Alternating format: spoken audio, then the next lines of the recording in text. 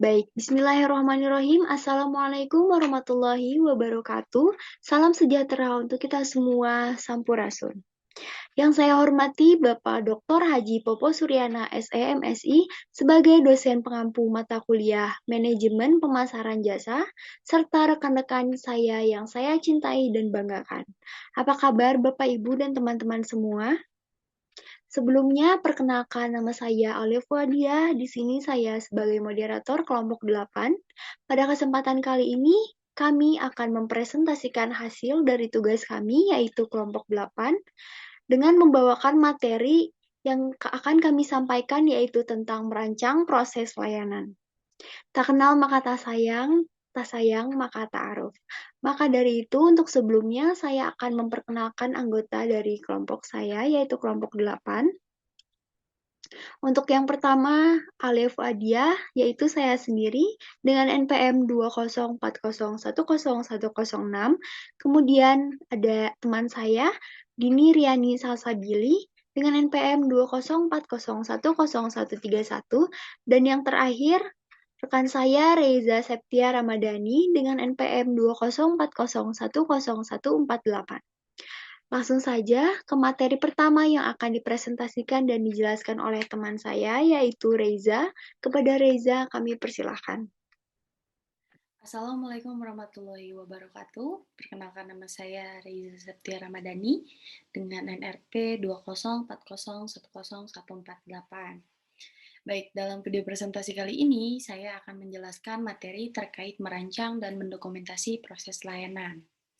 Baik, langsung saja. Dari perspektif organisasi, layanan adalah proses yang harus dirancang dan dikelola untuk menciptakan pengalaman pelanggan yang diinginkan. Hal ini membuat proses arsitektur layanan, proses yang menggambarkan metode dan urutan di mana sistem operasi layanan bekerja, menentukan bagaimana mereka terhubung bersama untuk menciptakan proposisi nilai yang dijanjikan kepada pelanggan. Flowchart dan cetak biru adalah dua alat utama yang digunakan untuk mendokumentasikan dan mendesain ulang proses layanan yang ada maupun untuk merancang yang baru. Flowchart menggambarkan proses yang ada seringkali dalam bentuk yang cukup sederhana. Secara khusus, diagram alur adalah teknik untuk menampilkan sifat dan urutan langkah-langkah berbeda yang terlibat ketika pelanggan mengalir melalui proses layanan. Selanjutnya ada blueprint atau cetak biru, merupakan bentuk diagram alur yang lebih kompleks dan menentukan secara rinci bagaimana proses layanan dibangun, termasuk apa yang terlihat oleh pelanggan dan semua yang terjadi di back office. Cetak biru menunjukkan tindakan pelanggan utama, bagaimana pelanggan dan karyawan dari departemen yang berbeda saling berinteraksi, atau disebut dengan garis interaksi. Tindakan di depan oleh karyawan layanan tersebut, dan bagaimana ini didukung oleh aktivitas dan sistem di belakang panggung atau back office. Dengan menunjukkan keterkaitan antara peran karyawan, proses operasional, pasokan, teknologi informasi, dan interaksi pelanggan, cetak biru dapat membantu menyatukan pemasaran, operasi, dan manajemen sumber daya manusia dalam sebuah perusahaan. Berikut ini adalah contoh flowchart untuk pelayanan motel. Di sini terlihat tamu melakukan parkir mobil terlebih dahulu, kemudian melakukan check-in, dilayani oleh resepsionis, kemudian pihak resepsionis menghubungi pihak penyedia kamar untuk menyediakan kamar sesuai dengan yang diinginkan oleh tamu. Setelah itu, pihak penyedia kamar melakukan aksinya mempersiapkan kamar sesuai dengan yang diinginkan oleh tamu. Misalkan kamarnya tidak ingin ada asap rokok atau menghadap balkon dan sebagainya. Kemudian tamu beristirahat, setelah itu pada saat pagi hari, pihak penyedia breakfast atau sarapan melakukan persiapan sarapan untuk tamu, baik itu di ruangan sarapan maupun pengantaran ke dalam kamar. Setelah itu, terakhir tamu melakukan check out. Selanjutnya ada tahap proses layanan. Sebagian besar proses layanan dapat dibagi menjadi 3 langkah utama. Yang pertama adalah tahap pra-proses, di mana pendahuluan terjadi, seperti membuat reservasi, memarkir mobil, duduk, kemudian disajikan buku menu. Kemudian yang kedua adalah tahap dalam proses, di mana tujuan utama dari pertemuan layanan tercapai seperti menikmati makanan minuman di sebuah restoran. Dan yang terakhir adalah tahap pasca proses, di mana kegiatan-kegiatan yang diperlukan untuk penutupan pertemuan terjadi, seperti tamu yang check out dari hotel atau membayar makan malam.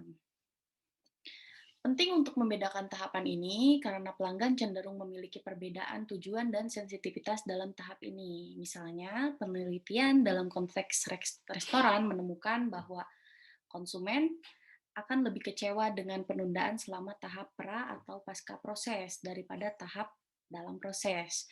Juga tahap pra dan pasca proses biasanya bukan inti dari layanan, akan tetapi pelanggan menginginkan efisiensi dan kenyamanan dalam tahap tersebut. Misalnya, cara mudah untuk mendapatkan reservasi, cara mudah untuk memesan menu di dalam buku menu, atau menyelesaikan cek pembayaran ketika seseorang ingin memesan atau meninggalkan sebuah restoran. Sedangkan tahap dalam proses harus memberikan manfaat inti dari layanan. Baik, mungkin segitu saja penjelasan dari saya. Materi selanjutnya akan disampaikan oleh rekan saya. Mohon maaf bila ada salah kata, salah pengucapan. Sekian dari saya. Terima kasih. Wassalamualaikum warahmatullahi wabarakatuh. Baik, sebelumnya saya ingin mengucapkan terima kasih kepada rekan saya yaitu Reza yang telah mempersilahkan saya untuk melanjutkan presentasi dari materi selanjutnya. Untuk materi selanjutnya ada desain ulang proses layanan. Nah, desain ulang proses layanan itu apa sih, teman-teman tahu nggak? Jadi, proses redesign atau desain ulang proses layanan merupakan desain ulang terhadap proses-proses dari dalam perusahaan untuk meningkatkan kinerja proses dengan terlebih dahulu melakukan analisis. Analisisnya itu terhadap apa? Analisisnya itu terhadap proses yang sedang atau telah berlangsung di dalam perusahaan. Nah, jadi memeriksa cetak biru layanan itu merupakan langkah yang sangat penting dalam mengidentifikasi peluang tersebut. Dan kemudian mendesain ulang cara tugas dilakukan. Dengan berupaya mendesain ulang itu biasanya berfokus pada 4 capaian atau ada 4 tujuan utama. Nah, 4 tujuan utamanya itu apa saja, teman-teman? Untuk yang pertama, ada mengurangi jumlah kegagalan layanan. Kemudian mengurangi waktu siklus dari inisiasi pelanggan dan proses pelayanan hingga penyelesaiannya, kemudian meningkatkan produktivitas, dan yang terakhir ada meningkatkan kepuasan pelanggan. Nah, jadi apabila kita ingin meningkatkan kualitas dan produktivitas, kita harus dapat meningkatkan kualitas dari internal perusahaan atau bisnis kita sendiri agar tidak terjadinya kegagalan dan mendapatkan produktivitas serta mutu dari para pelanggan itu sendiri. Jadi kita di sini berupaya untuk meningkatkan kepuasan dari pelanggan gitu ya, teman-teman. Sehingga para pelanggan ini mendapatkan kepuasan dari produk yang kita miliki, dari produk yang kita jual kepada pelanggan atau konsumen. Nah, untuk selanjutnya, desain ulang proses layanan seringkali melibatkan rekonstruksi, penataan ulang, dan substitusi proses layanan. Nah, yaitu ada pelanggan, contohnya ada karyawan, staf, pendukung, dan tim IT. Ini tuh mereka itu harus diundang untuk meninjau cetak biru dengan tujuan bertukar pikiran untuk ide-ide tentang bagaimana cara meningkatkan proses. Nah, ini itu biasanya melibatkan identifikasi langkah-langkah yang hilang atau tidak perlu ada perubahan gitu dalam urutannya. Kemudian yang kedua itu ada menghilangkan langkah-langkah yang tidak menambah nilai. Nah, di poin ini tuh perusahaan harus banyak melakukan atau menghilangkan cara atau langkah yang kurang bermutu di dalam efektivitas sebuah kinerja. Jadi menghilangkan cara-cara yang kurang efisien gitu ya nih, misalnya kan sekarang itu banyak ya beberapa perusahaan persewaan mobil atau sewa mobil gitu ya teman-teman, mengizinkan pelanggan untuk menyewa mobil itu secara online dan mengambilnya dari tempat parkir yang ditentukan. Jadi di situ itu hanya memesan online, penyewaan memesannya tuh melalui online. Jadi mereka itu melakukan penyimpanan mobil di parkiran gitu, di mana ada papan elektronik besar yang mencantumkan nama pelanggan, mobil, jadi merek mobilnya apa, dan nomor tempat parkir. Dan si kunci mobilnya itu dia di dalam mobilnya gitu, teman-teman. Jadi interaksi mengemudikan mobil dari tempat parkir. Jadi di mana SIM pelanggan diperiksa dan kontraknya itu ditandatangani gitu. Nah, kan jadi dari contoh lihat keefisienannya dari proses tersebut gitu ya, teman-teman. Kemudian selanjutnya ada mengatasi kemacetan dalam proses.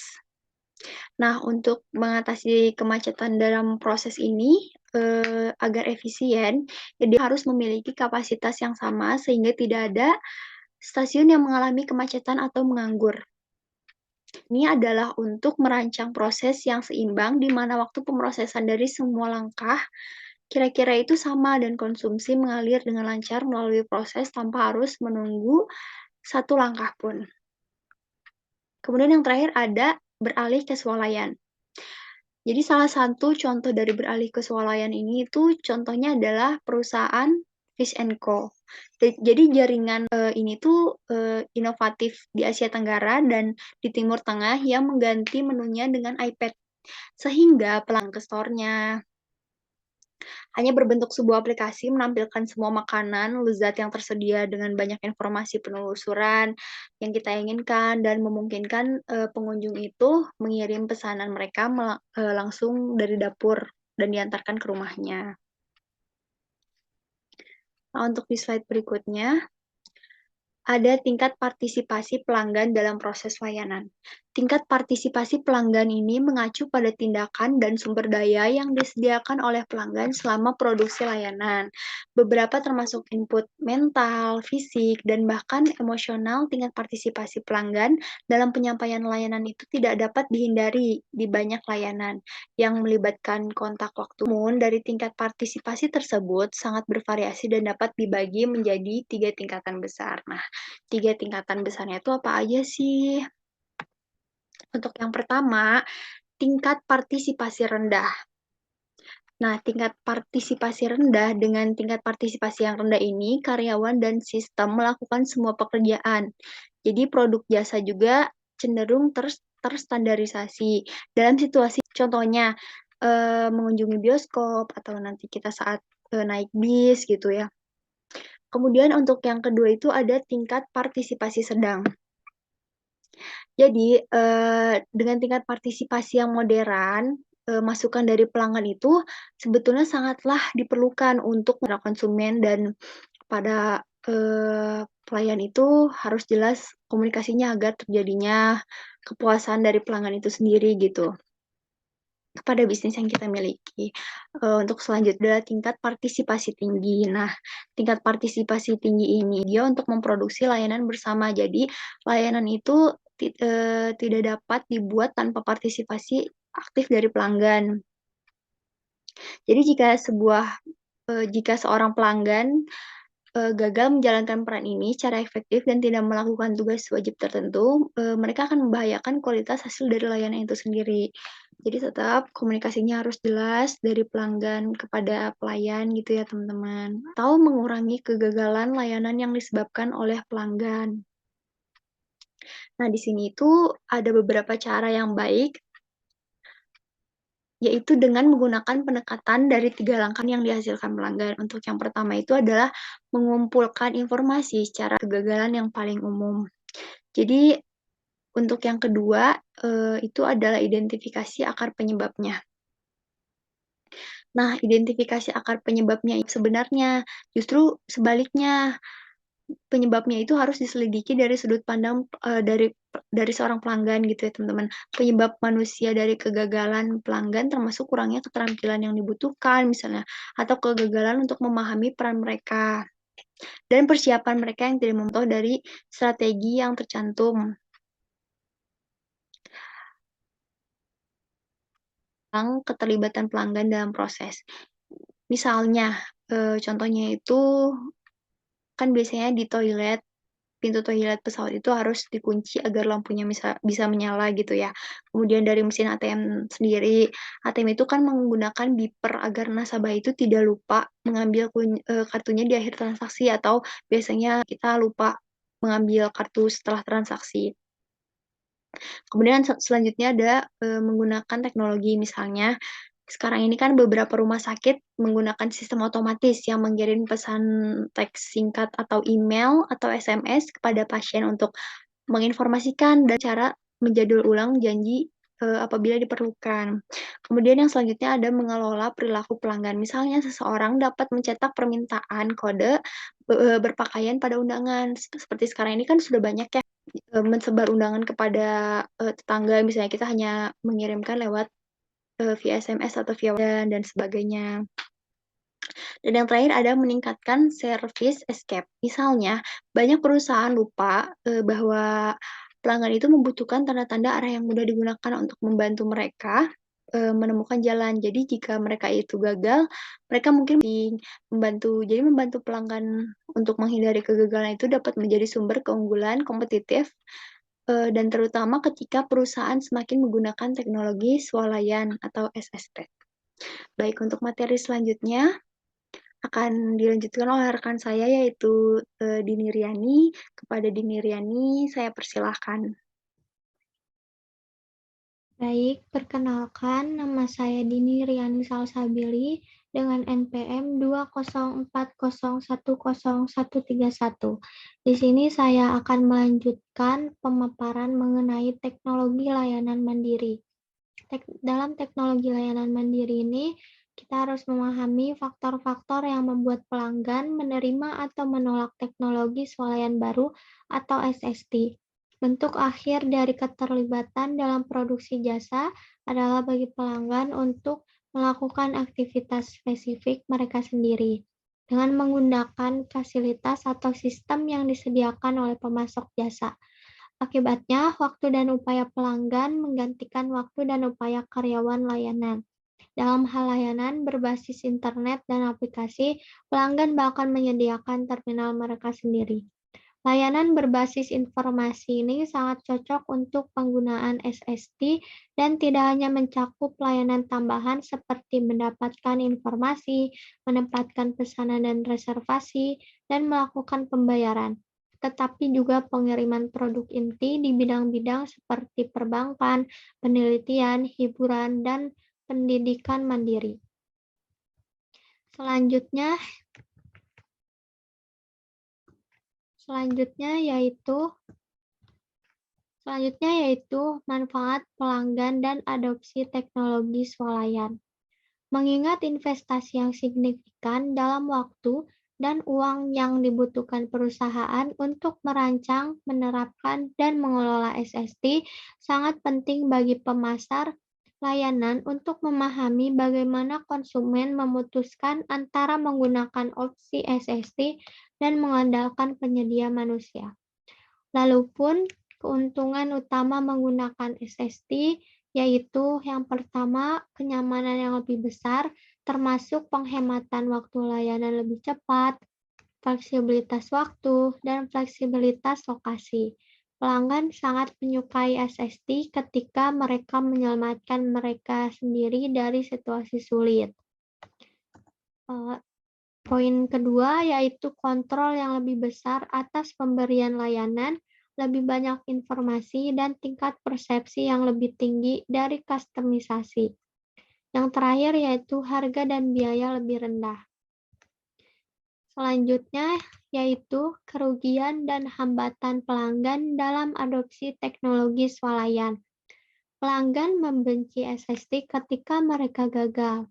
Pengguna menjadi marah ketika mereka menemukan bahwa mesin swalayan tidak berfungsi, nomor PIN mereka ditolak, situs web tidak aktif, atau nomor pelacakan tidak berfungsi. Bahkan ketika SST bekerja, pelanggan merasa frustasi dengan teknologi yang dirancang dengan buruk yang membuat proses layanan sulit untuk dipahami dan digunakan. Selanjutnya yaitu menilai dan meningkatkan SST. Mary Jo Bittner menyarankan bahwa manajer harus menguji SST perusahaan mereka dan mengajukan pertanyaan dasar sebagai berikut. Poin pertama yaitu apakah SST bekerja dengan andal? Perusahaan harus memastikan bahwa SST bekerja seperti yang dijanjikan dan desainnya ramah pengguna. Poin kedua yaitu, apakah SST lebih baik daripada alternatif interpersonal? Jika tidak menghemat waktu atau memberikan kemudahan akses, penghematan biaya, atau manfaat lain, maka pelanggan akan terus menggunakan pilihan interpersonal yang sudah dikenal. Poin terakhir yaitu jika SST gagal, apakah ada sistem untuk memilihkan layanan? Sangat penting bagi perusahaan untuk menyediakan sistem, struktur, dan teknologi pemulihan yang akan memungkinkan pemulihan layanan yang cepat saat terjadi kesalahan. Yang terakhir yaitu mengelola keengganan pelanggan untuk berubah. Kita harus mengetahui cara mengelola keengganan pelanggan untuk mengubah perilaku mereka dalam proses layanan, termasuk penerapan SST. Menerapkan tingkat partisipasi pelanggan dalam proses layanan, atau mengalihkan proses sepenuhnya ke layanan mandiri menggunakan SST, mengharuskan perusahaan untuk mengubah pelanggan. Perilaku ini seringkali merupakan tugas yang sulit karena pelanggan tidak suka dipaksa menggunakan SST Service Insight, mengidentifikasi cara mengatasi penolakan pelanggan terhadap perubahan, terutama ketika inovasi bersifat radikal. Sekian pemaparan yang dapat saya paparkan. Kurang lebihnya mohon maaf. Terima kasih. Wassalamualaikum warahmatullahi wabarakatuh.